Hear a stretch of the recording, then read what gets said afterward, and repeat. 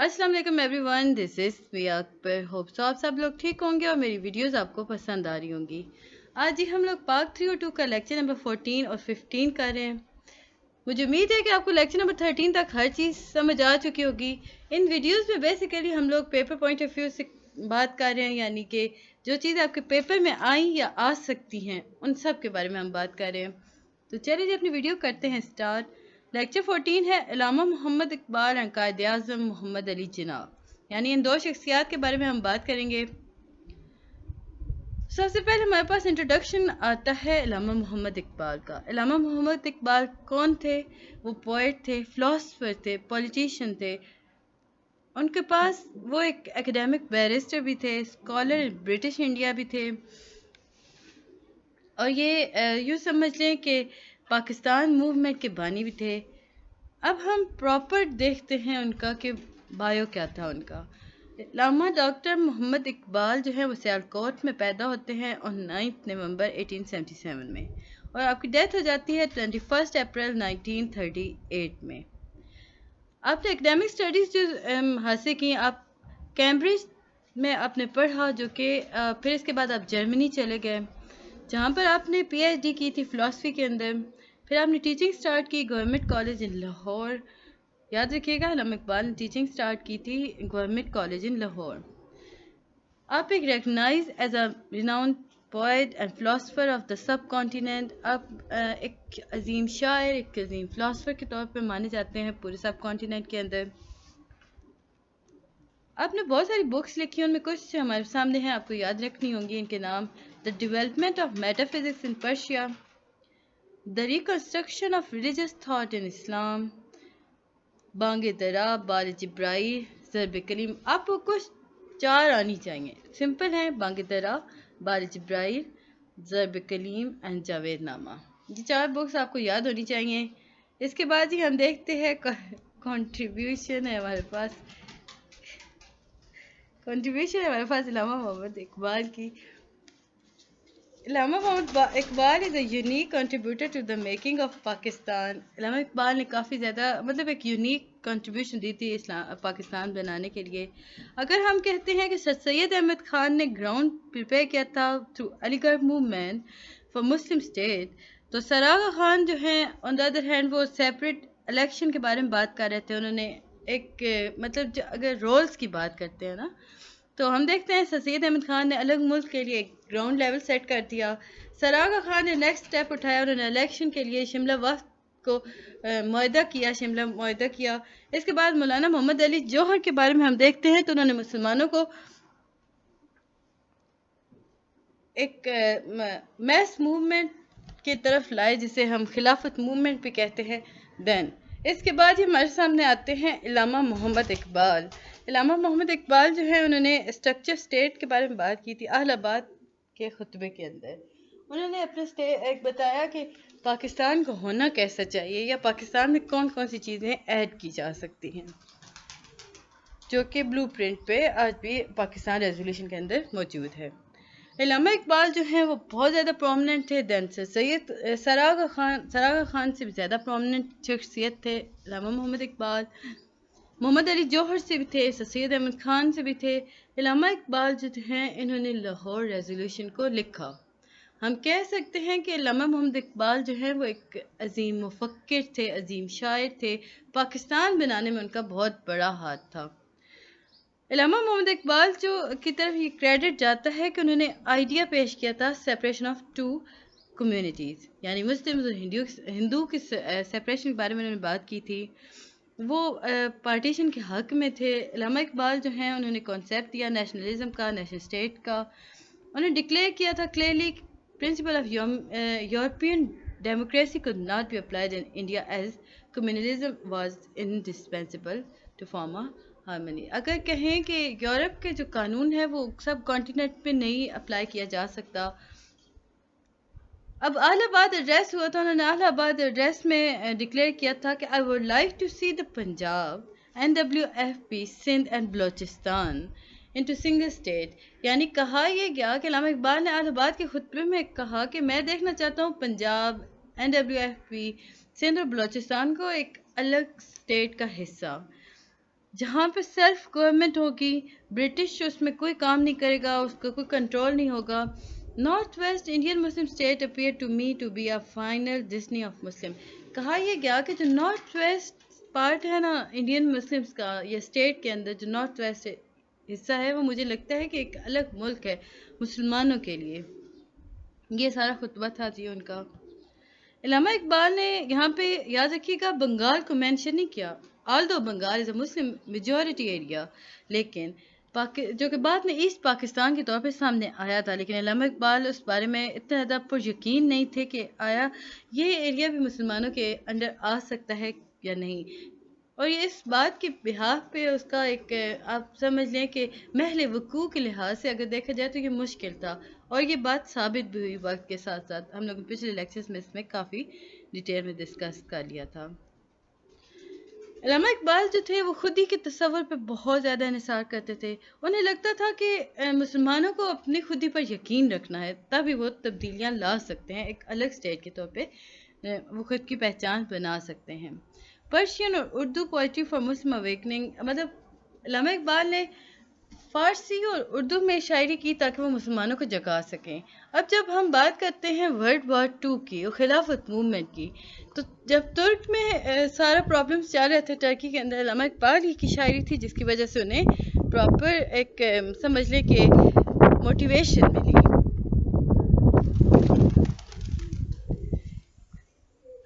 آگے ہم بڑھتے ہیں تو ہمارے سامنے آتی ہے ان کی ایک بک ہے reconstruction of religious thought in Islam, جس میں آپ کہتے ہیں، جو کہ ہمیں بتاتی ہے کہ ماڈرن ویسٹرن تھاٹ جو ہیں وہ مسلمانوں کی گلوری کو ختم کر رہی ہیں.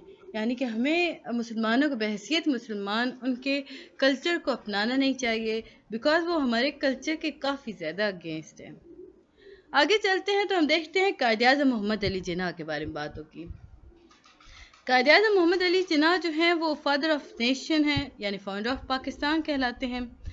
آپ نے بہت پارٹر رول پلے کیا تھا انڈیپینڈنٹ اسٹیٹ آف پاکستان بنانے میں. آپ کی پیدائش ہوتی ہے جی 25 دسمبر 1876 ان کراچی. آپ نے وچ واز دین اس وقت میں یہ برٹش انڈیا کا حصہ ہوا کرتا تھا.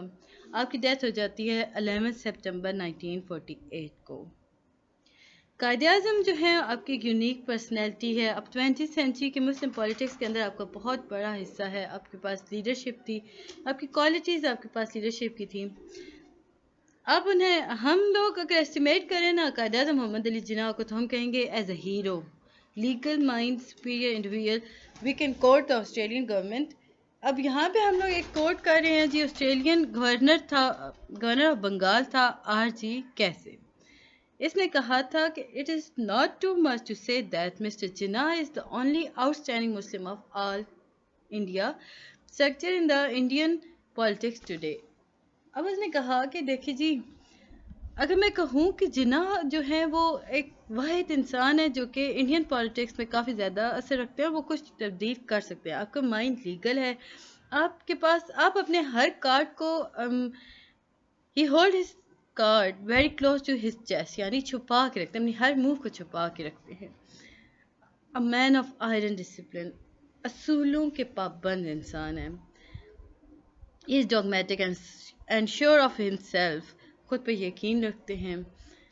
I would believe that it does not ever occur to him that he might be wrong. میں اس بات کو یقین سے کہہ سکتا ہوں کہ قائد اعظم نے کبھی کوئی غلطی نہیں کی ہوگی. قائد اعظم کو سیاست کی طرف یا مسلم لیگ کی طرف جو لانے والے تھے وہ مولانا محمد علی جوہر تھے. JD تلک جو تھے وہ انہوں نے آپ کو پالیٹکس کی طرف وہ لے کر آئے تھے. 1913 کے اندر آپ امپیریل لیجسلیٹو اسمبلی کے حصہ رہے، یعنی ممبر رہے. قائد اعظم نے آل انڈیا مسلم لیگ کو جوائن کیا تھا 1913 کے اندر، اور اس کے بعد آپ نے مسلم اور ہندو کمیونٹیز کے بارے میں ایک ساتھ بات کرنا شروع کی. مسلم اور ہندو میجورٹی کے مطلب یونٹی کے امبیسڈر کہا جاتا ہے قائد اعظم محمد علی جناح کو. محمد علی جناح جو تھے نا، وہ شروع میں ہندو مسلم یونٹی کے کافی زیادہ ماننے والے تھے، لیکن جب نہرو رپورٹ آئی تو انہیں پتہ چل گیا کہ یہ تو مسلمس کے اگینسٹ ہیں. سو انہوں نے اس کے جواب میں اپنے 14 نکات دیے تھے. جیسے کہ شروع میں ہم بات کرتے ہیں سر سید احمد خان کو بھی ہم نے دیکھا کہ وہ بھی ہندو مسلم یونٹی کے کافی زیادہ حق میں تھے، لیکن جب اردو ہندی کا تنازع ہوا تھا نا، تو اس کے بعد انہیں پتہ چلا تھا کہ نہیں، ہم ہندوؤں کے ساتھ نہیں رہ سکتے. اسی طرح قائد اعظم کے ساتھ بھی ہوا تھا. اب جو سیمن مشن تھا نا، وہ ایگزامن کرنے آیا 1919 میں اپنی ریفارمز کو، تو قائد اعظم نے اس کی کافی زیادہ مخالفت کی تھی. آپ نے کہا تھا کہ دیکھیے جی، اگر آپ یہاں پہ آ کے ریفارمز چیک کر رہے ہیں تو لازمی بات ہے، یا ریفارم دے رہے ہیں تو لازمی بات ہے کہ آپ کے پاس انڈین سے یعنی مسلمس بھی کچھ ممبرز ہوں، مسلم کے بھی اس کمیشن کے اندر اور ہندوؤں کے بھی ہوں. لیکن اسے انہوں نے برٹش نے ریجیکٹ کر دیا تھا، جس کی وجہ سے یہ کمیشن فیل ہو گیا تھا. اگر جناح کی سگنیفیکنٹ پولیٹیکل موو کے بارے میں بات کرتے ہیں نا، جو کہ راؤنڈ ٹیبل کے بعد ہوئی تھی، راؤنڈ ٹیبل کانفرنس 30 سے 32 کے درمیان ہوئی تھی، اور ہم نے اس کے بارے میں کافی ڈیٹیل میں ڈسکس کیا تھا. تو وہ یہ تھی کہ آپ نے ایک موو کی لاہور ریزولوشن کی، جسے آج ہم پاکستان ریزولوشن کہتے ہیں، اور اسے پاس کیا گیا تھا 1940 کے اندر. قائد اعظم محمد علی جناح جو تھے، ان کا پولیٹیکل جرنی جو ہے وہ کافی زیادہ چینج ہو گئی تھی راؤنڈ ٹیبل کانفرنس کے بعد. اب وہ پراپر ایک سمت میں سوچ رہے تھے، وہ دیکھ رہے تھے کہ مسلمس کے لیے ایک الگ کنٹری ہونی چاہیے. آپ کو بابائے قوم بھی کہا جاتا ہے، یعنی فادر آف نیشن. یاد رکھیے، قائد اعظم محمد علی جناح کو بابائے قوم یعنی فادر آف نیشن بھی کہا جاتا ہے. اس کے بعد ہی لیکچر نمبر 15 آ جاتا ہے.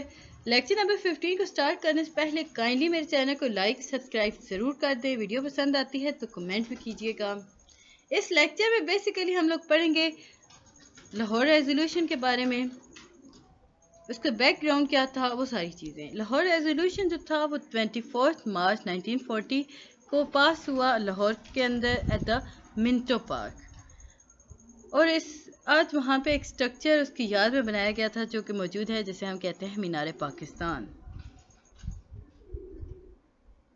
بیک گراؤنڈ اگر اس کا دیکھیں تو قائد اعظم محمد علی جناح نے بہت ساری اٹیمپٹ کی ڈیورنگ 1935 سے 39 کے درمیان کہ وہ کانگریس کی لیڈرشپ کو مسلمانوں کے پوائنٹ آف ویو سے آگاہ کر سکیں. آپ نے 1935 میں راجندرہ پرساد کے سامنے ایک پیش کیا تھا معاہدہ، یا ایک بات رکھی تھی، لیکن وہ ناکام رہے کیونکہ اس نے ماننے سے انکار کر دیا تھا. پھر 1937 مسلمانوں کو پوائنٹ آف ویو لیٹر کے تھرو انہوں نے گاندھی کو لکھا، نہرو کو لکھا، لیکن دونوں نے ریفیوز کر دیا. اگین انہوں نے ایک اور لیٹر لکھا جو کہ کانگریس کے نیو پریزیڈنٹ تھے چندرا بوس. چندرا بوس کے سامنے انہوں نے رکھا تھا، جو کہ اگین ریجیکٹ ہو گیا.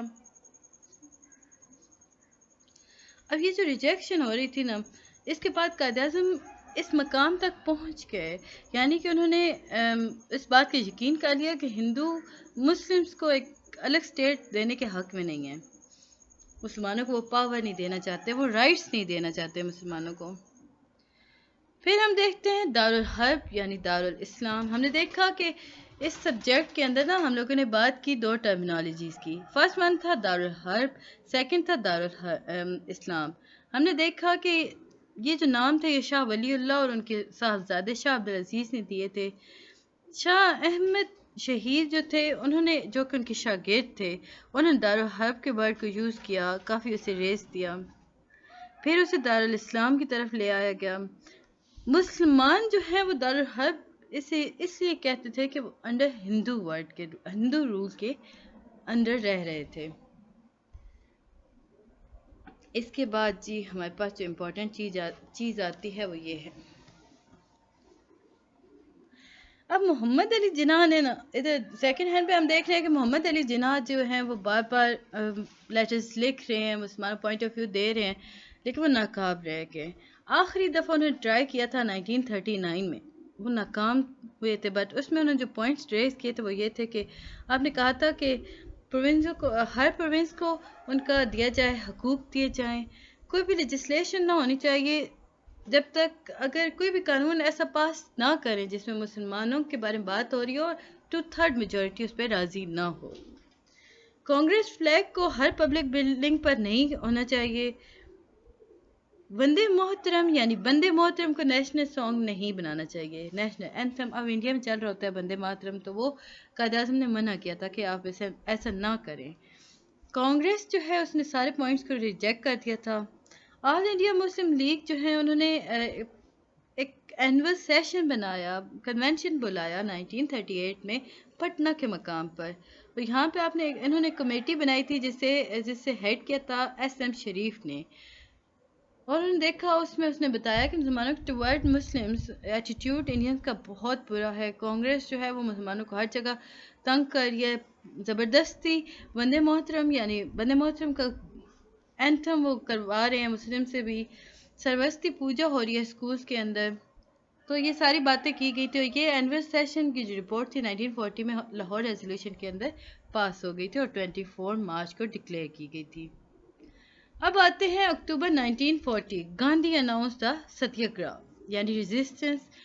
گاندھی نے ایک مہم کا اناؤنس کیا تھا جس سے اسے کہا تھا کہ یہ ستیہ گرہ ہے، جس میں 600 لوگ شامل ہوئے تھے. ٹاپ کانگریس لیڈرشپ تھی اس کے اندر.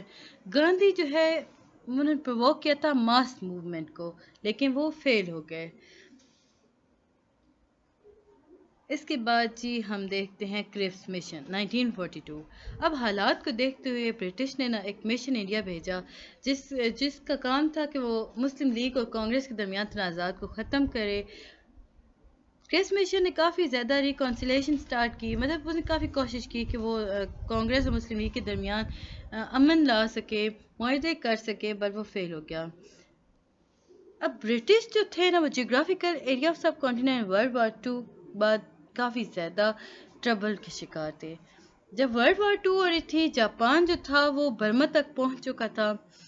اب سر اسٹاف کرپس نے ایک مشن فوراً سے دہلی کے مقام پہ بھیجا کہ دیکھیں جاپان سر پہ آ کھڑا ہوا ہے تو ہمیں اندرونی تنازعات کو ختم کر دینا چاہیے. بٹ یہ ختم ہو گیا، مطلب اسے اوکے نہیں کیا گیا، یہ پاس نہیں ہو سکا، یہ فیل ہو گیا بہت بڑے طریقے سے. اس کے بعد جی کوائٹ انڈیا موومنٹ سٹارٹ کی گاندھی نے 1942 میں.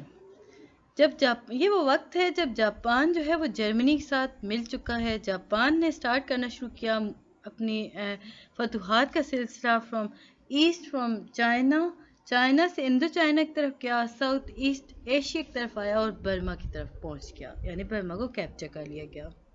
اب برٹش یہ حالات دیکھ رہے تھے، وہ اس سارے اپنے مطلب جیسے میں نے پہلے بتایا کہ وہ پولیٹیکل کنڈیشن کو کرنا چاہ رہے تھے بٹ وہ نہیں کر سکے. اسی دوران 2 ایونٹ اکر ہو گیا برصغیر کے اندر. فرسٹ تھا لاہور ریزولوشن اور سیکنڈ تھا گاندھی نے جو کیا تھا ستیہ گرہ. گاندھی جو ہیں وہ کوائٹ انڈیا موومنٹ انہوں نے سٹارٹ کی 1942 کے اندر. گاندھی خود کو نا چیمپئن آف نان وائلنس کہا کرتے تھے، لیکن جو انہوں نے کوائٹ انڈین موومنٹ سٹارٹ کی تھی نا وہ ٹائپ آف وائلنس تھی، یعنی وہ بہت وائلنس پرتشدد واقعات سٹارٹ ہو چکے تھے.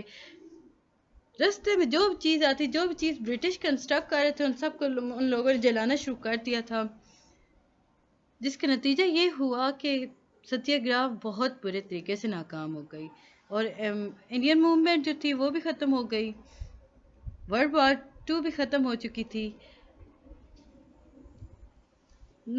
کوئی بھی ڈیسیژن نہیں ہوا تھا اس دوران کہ پاکستان کو الگ صوبے کے طور پہ پیش کیا جائے، ملک کے طور پہ پیش کیا جائے، صوبہ نہیں سوری گائز، ملک کے طور پر لایا جائے. مطلب اس بات پہ کوئی ایگری نہیں ہوا تھا.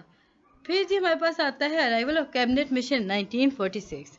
1946 کے اندر برٹش پارلیمنٹ نے ایک مشن سینڈ کیا تھا کیبنٹ مشن کے نام پر.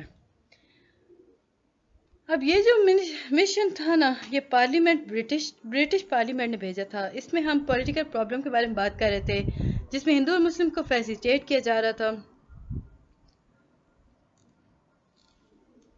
ایک اور مشن آتا ہے جی جون 3 کو 1947 میں لارڈ ماؤنٹ بیٹن کے انڈر، یعنی کہ وہ اسے لیڈ کرتے ہیں، لیکن یہ بھی فیل ہو جاتا ہے. اب اس میں یہ تھا کہ اب اس مشن میں نا برٹش نے کیا تھا، انہوں نے جتنے بھی بھیجے تھے وہ سارے کے سارے برٹش نیشنل لوگ تھے. مسلم لیگ کا کوئی بندہ اس میں کمیشن میں شامل نہیں ہوا، کانگریس کا کوئی بھی نہیں ہوا.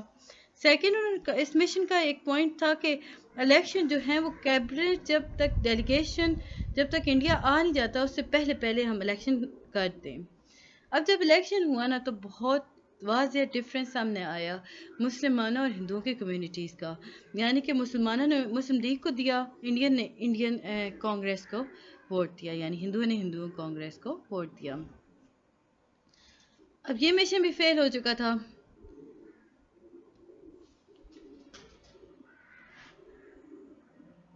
اسی مشن کو لے کے آگے چلتے ہیں تو یہ ہم تھوڑا سا اور ڈیٹیل بتا رہے ہیں کہ on June 3 1947 a new viceroy lord Mountbatten جو تھے وہ نیو وائسرائے تھے، تو وہ انڈیا آئے، انہوں نے اپنا پلان پیش کیا جسے 3 جون پلان کہا جاتا ہے، جس میں یونٹی آف انڈیا کے بارے میں بات کی گئی، بٹ یہ مشن بھی انکمپلیٹ رہا۔